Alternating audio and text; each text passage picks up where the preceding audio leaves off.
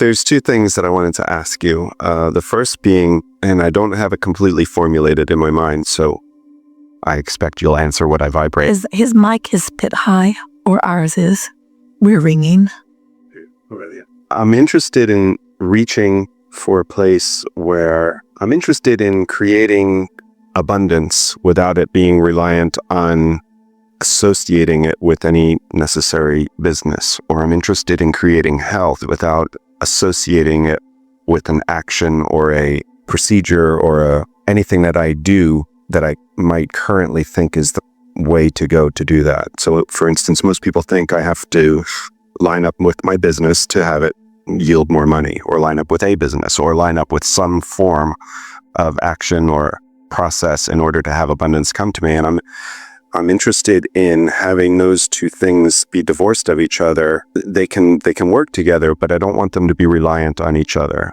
I don't want my health to be reliant on my action or my food or my exercise habit or whatever. Yet I still want to eat what I'd like to eat, and I still want to exercise or engage in the activities that I would enjoy engaging. That's the most important part of what you're asking here, because when you say, I would like to be someone who focuses my way into whatever it is I want, we say to you, we want that too.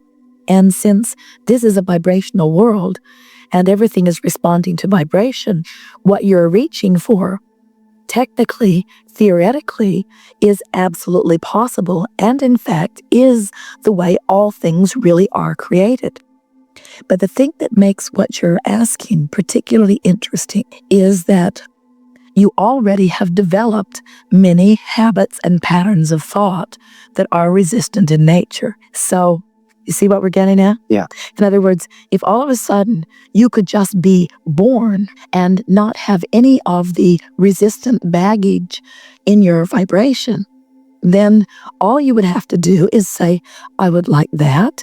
And in the pureness of that desire that is absent of resistance, the universe would yield it to you and you would have near instant manifestation. But because you and everybody else you know have been approaching life in an action-oriented way, and because you've developed patterns of resistance on most subjects, and especially on subjects that have to do with your body and have to do with money, the reason that it is of value for you to find an avenue through which you believe that it can flow is because it's less resistant when you find a way that you believe it will flow than it is when you don't know of a way that it will flow.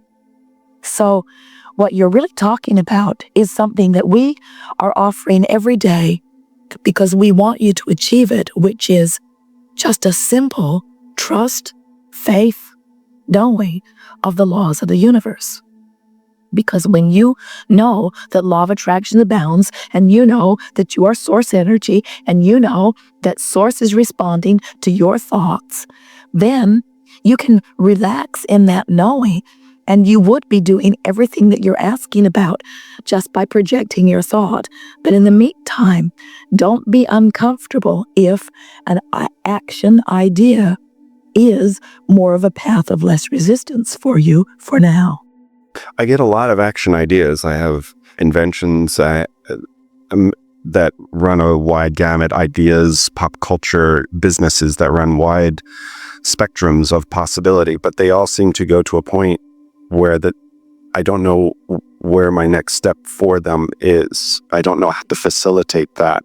That's the interesting thing, however, about contrast putting things over there in your vibrational escrow and then you turning and lining up with them, is that as you get pointed in the direction of what you want and you feel something close to hope, belief, knowing, the next logical step starts to light up for you. And when it lights up, it feels to you like an impulse, like an inspiration. But what you're saying is, well, I want it to light up all the way to fruition. I want the lighted path to go all the way. And we say, just follow the lighted path because it's lighted, and then it's lighted, and then it's lighted, and then it's lighted, and then it's lighted. And this ties in with the first thing you said, because in your human form, you often want to say, show me the whole way, and then I'll trust. And we say, you don't have the capacity, and it's not because you are inferior. It's that the way is so big and it's so involved, and there are so many corresponding pieces that are going to come into place for it, that when you demand that from where you are you see it all, you short circuit the whole thing, because in your inability to see it, then you turn upstream. Where if you could just say, what I see is enough for now, and I don't have to know the whole end of it, because in part, the end of it hasn't been created yet, because you're still throwing the stuff out there. And much of it that is created, you're not vibrationally ready for it. It's your future experience that's going to unflow. It's just like saying, I don't want to eat all the food of this lifetime today. I'll just eat breakfast, lunch, dinner, whatever, and I'll just do it incrementally. And we say, don't ask for all the insight either. Just see what insight is there and follow it and live happily ever after. So I think I understand that then, I believe, from... Before you go further, we have to stick something else in here. At the basis of your question is a palpable pushing against action that doesn't serve you. And we want to soothe that a little bit by saying to you, you love action. You just don't like action that's coupled with resistance. So don't push against action. Just vow to release resistance, because action is fun. Yeah. You're action-oriented. You're physical. Action is a big part of it. And the more you move, the better you feel. Okay, I'll percolate on that for a while. And I'll ask my second question, which is, what would you tell us about the concept of cellular memory? Is there such a thing? Is it something that my feeling would be that certainly our cells, as you said, the one-celled amoeba in the ocean has preference and moves towards relief and moves towards what it wants. Is that something that affects us as a being in a general sense? Is there an awareness of it? What would you say about it? Well, yes, and it's a wonderful question, because so think about the trillions of cells in your body who are having their experience. And let's isolate a cluster of them for a moment, and let's say that for whatever reason they're having a less than healthy experience.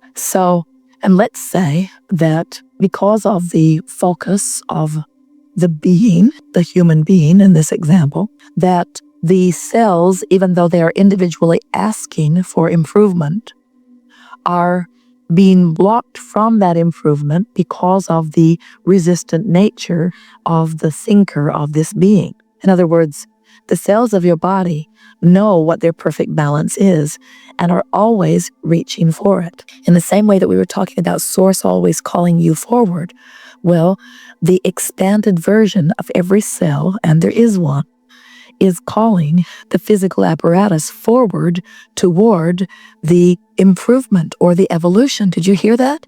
That's so big. Just like you are living contrast and giving birth to rockets of desires that Source has become and is calling you toward. Every cell has an expanded version of self that is vibrationally, that Source is the non-physical embodiment of, and is calling forth, calling the physical part of the cell toward.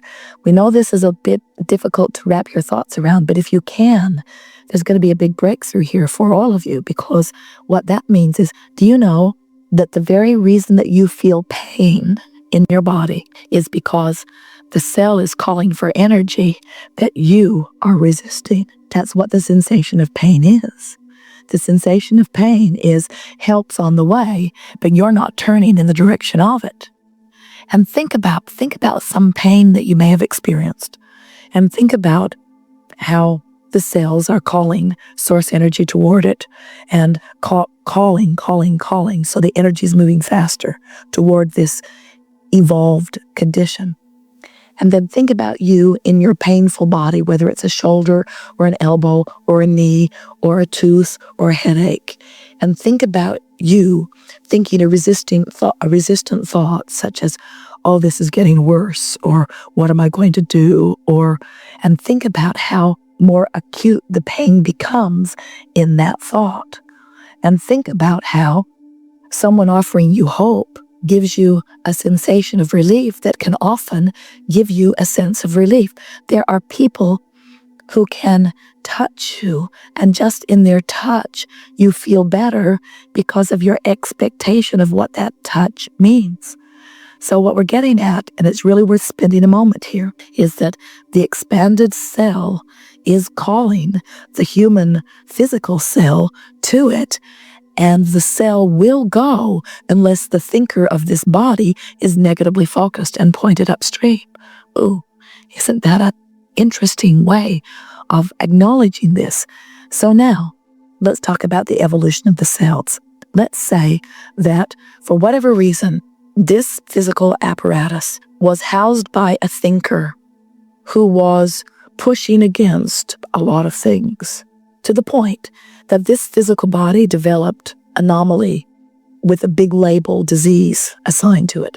And let's say this person was sick for a long period of time. And let's say this person gave birth to someone else. So your question could be, how much of this resistance in these cells is passed on in terms of heredity?